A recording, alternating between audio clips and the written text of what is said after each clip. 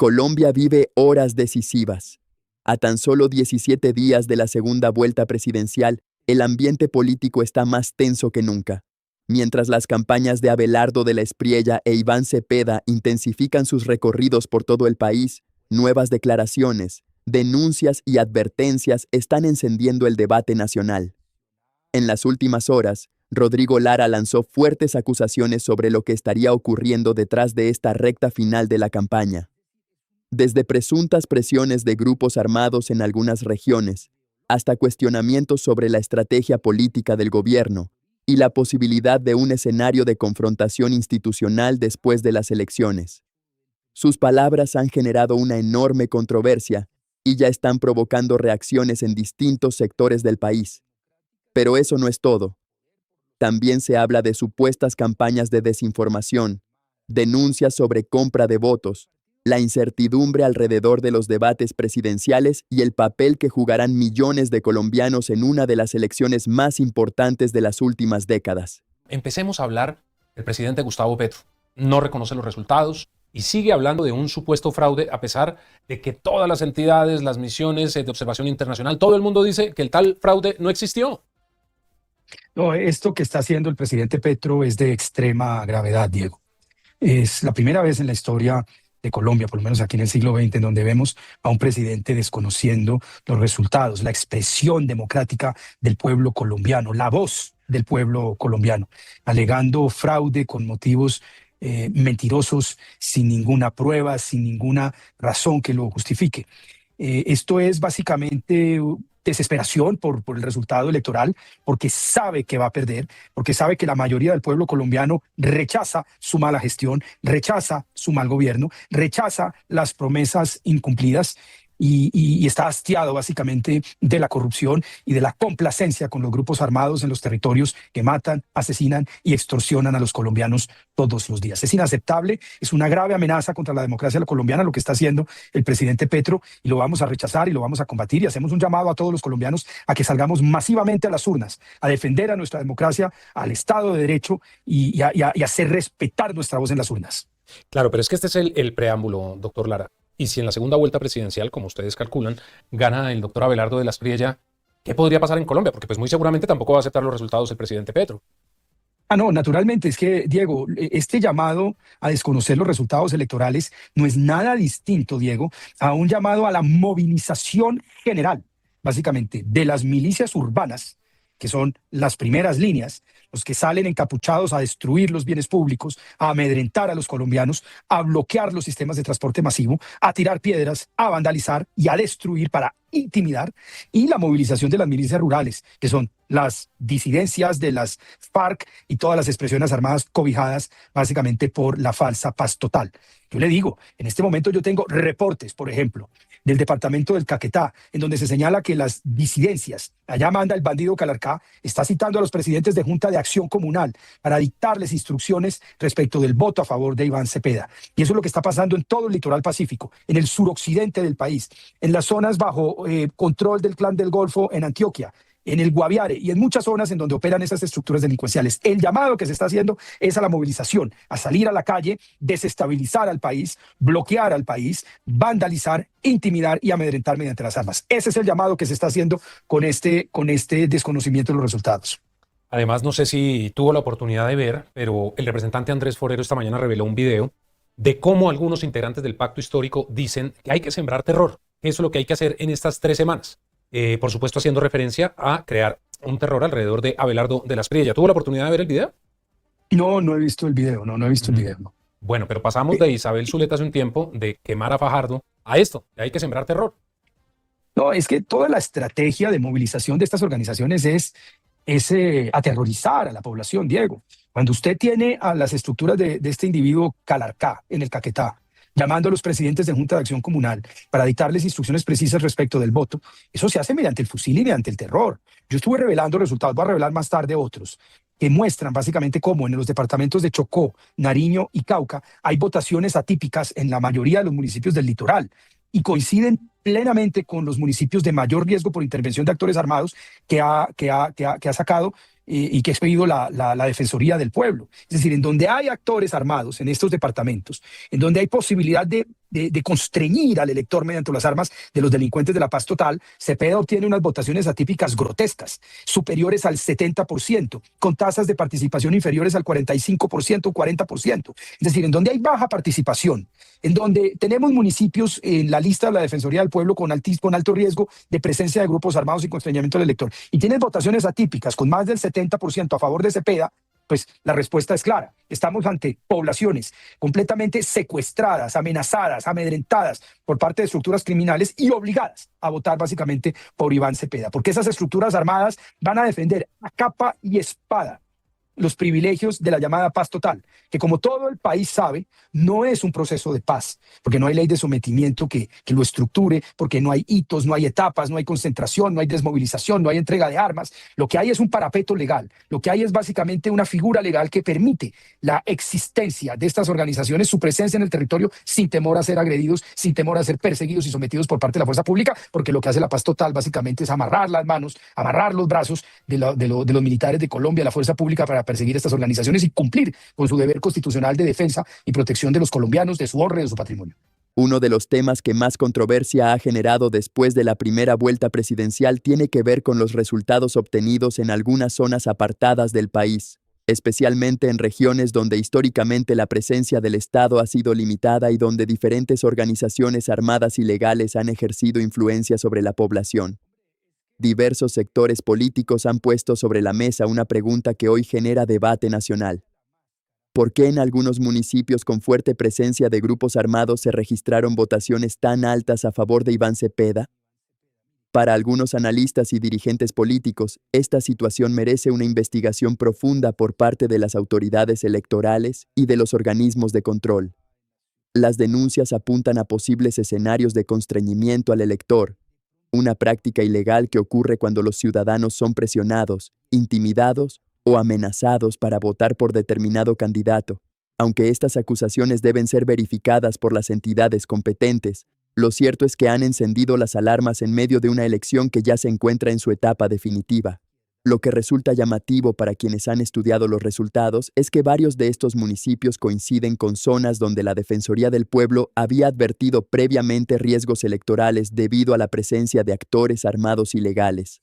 Según quienes respaldan estas denuncias, allí se observaron porcentajes de votación extraordinariamente altos para un solo candidato, algo que consideran atípico dentro de una democracia.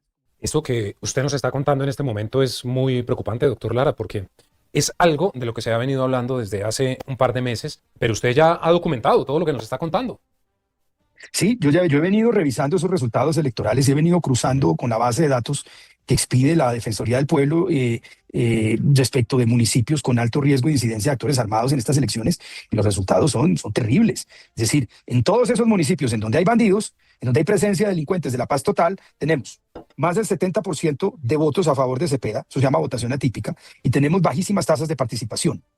En cambio, cuando usted va al departamento de Nariño y mira los 3 municipios en donde gana Abelardo, usted ve que en esos municipios hay tasas de participación superiores al 60%. Es decir, donde hay participación libre de la población sin amenazas, en esos municipios de Nariño terminó ganando Abelardo. En donde hay un fusil, en donde hay presión armada, hay bajísima participación, pues porque la gente prefiere no participar antes de salir a votar como quiere el bandido que los atormenta y los persigue.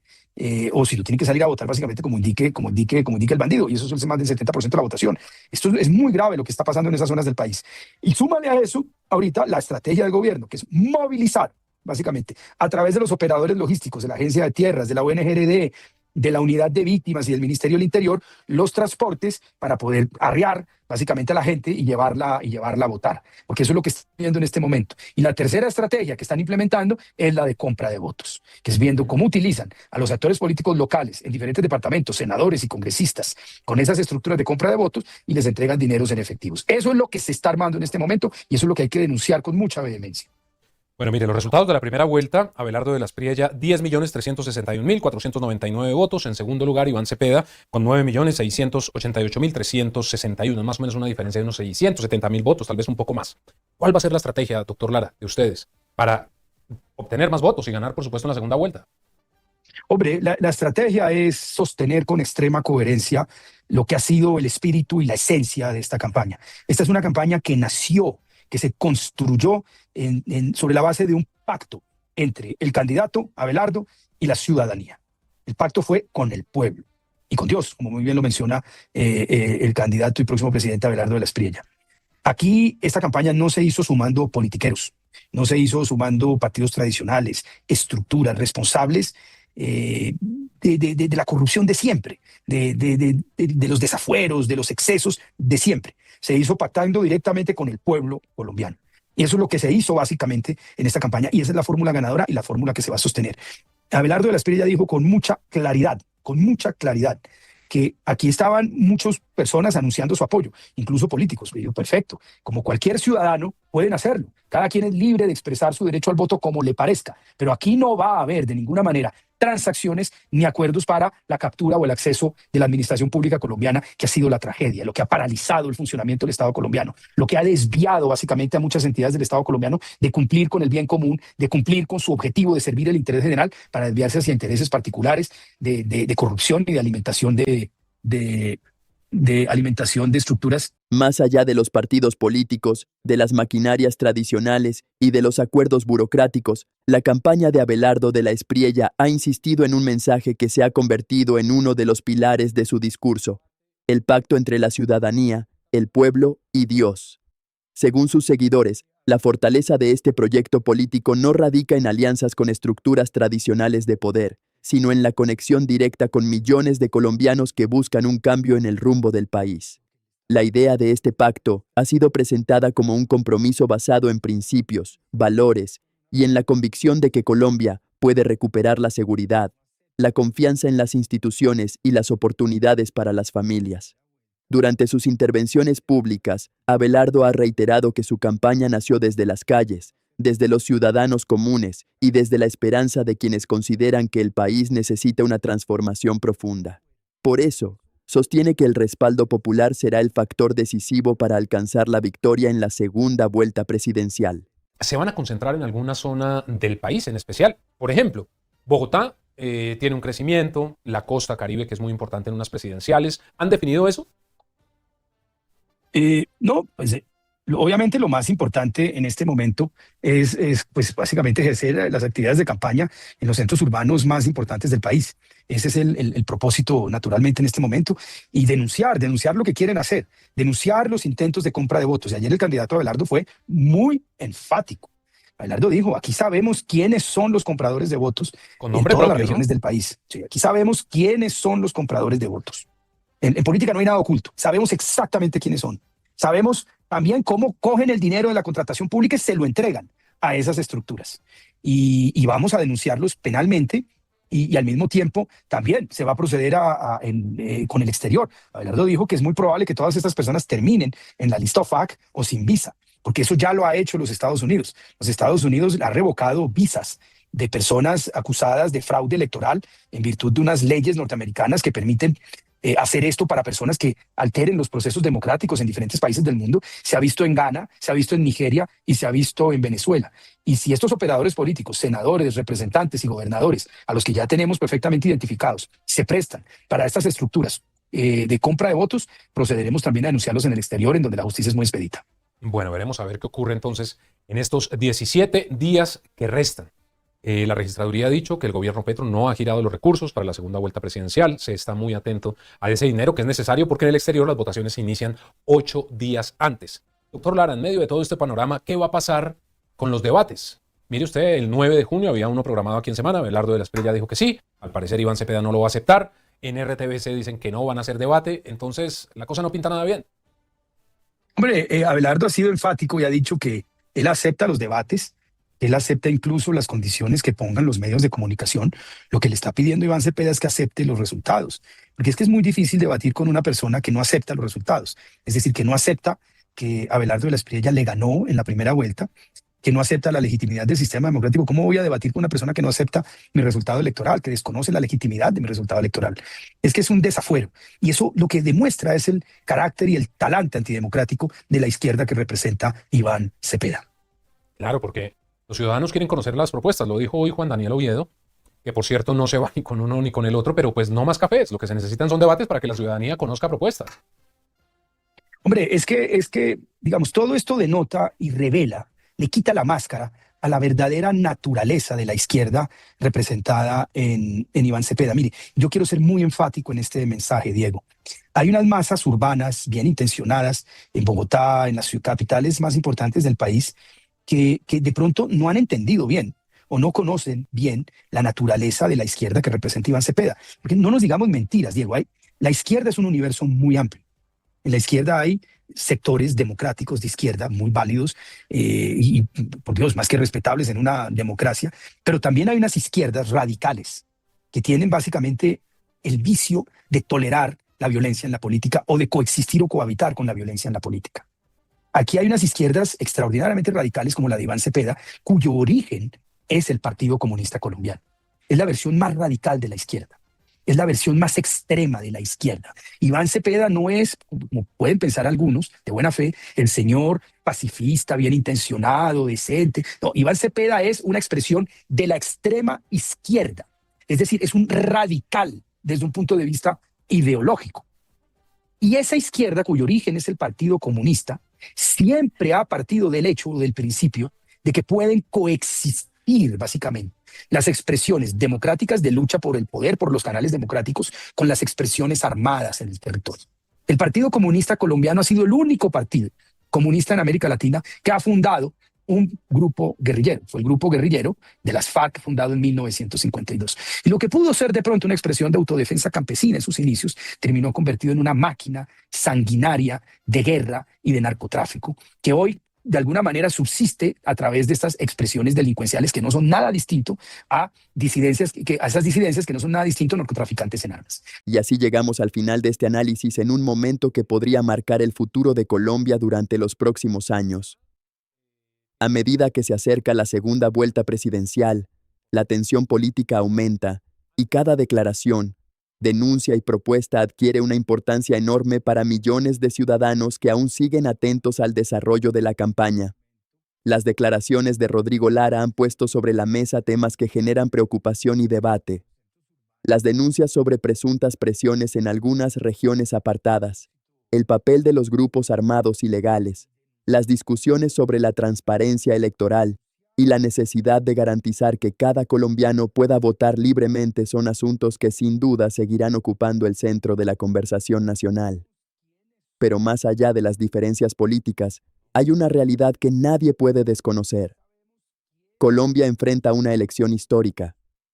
No se trata solamente de escoger un presidente, sino de definir qué rumbo quiere tomar el país en temas tan importantes como la seguridad, la economía, la generación de empleo, la inversión, la justicia y la estabilidad institucional. En medio de este panorama, la campaña de Abelardo de la Espriella continúa defendiendo una idea que ha repetido desde el inicio: un pacto entre la ciudadanía, el pueblo y Dios. Sus seguidores consideran que la fuerza de este proyecto nace del respaldo popular y de la participación de millones de colombianos que quieren un cambio para el país. Para ellos, la verdadera victoria dependerá de la capacidad de movilizar a los ciudadanos y de mantener la confianza de quienes ven en esta candidatura una alternativa para el futuro de Colombia. Las próximas semanas serán determinantes. Los debates, las propuestas y la participación ciudadana jugarán un papel fundamental en una elección que promete ser una de las más importantes de la historia reciente del país. Por eso, el llamado es a participar, a informarse y a ejercer el derecho al voto de manera libre y consciente. Ahora queremos conocer tu opinión. ¿Crees que estas denuncias deben ser investigadas a fondo? ¿Consideras que la segunda vuelta será más reñida de lo que muestran las encuestas? ¿Quién llegará con más fuerza al día definitivo de las elecciones? Déjanos tu comentario, comparte este video y suscríbete al canal para seguir informado sobre todo lo que ocurre en esta recta final de la campaña presidencial. Gracias por acompañarnos y nos vemos en un próximo video.